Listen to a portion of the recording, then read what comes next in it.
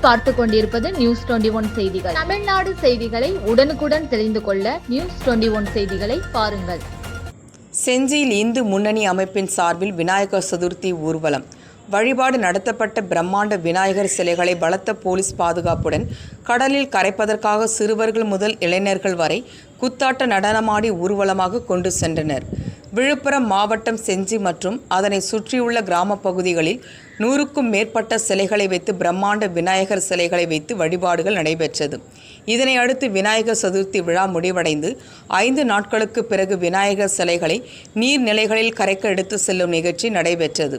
அதன்படி இந்து முன்னணி அமைப்பின் சார்பில் அமைக்கப்பட்ட 20க்கும் மேற்பட்ட பிரம்மாண்ட சிலைகளை வாகனங்களில் ஏற்றி இந்து முன்னணி முன்னாள் மாவட்ட தலைவர் சிவசுப்பிரமணியன் தலைமையில் பாரதிய ஜனதா கட்சியின் தொழில் பிரிவு மாநில செயலாளர் VPN கோபிநாத் கொடியசைத்து விநாயகர் ஊர்வலத்தை தொடங்கி வைத்தார்.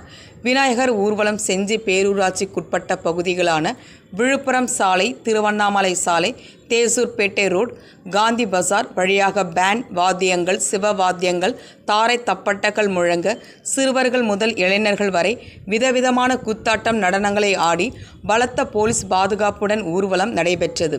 பின்னர் விநாயகர் சிலைகள் அனைத்தும் மரக்காணம் கடற்கரை கடலில் கரைப்பதற்கு கொண்டு செல்லப்பட்டது.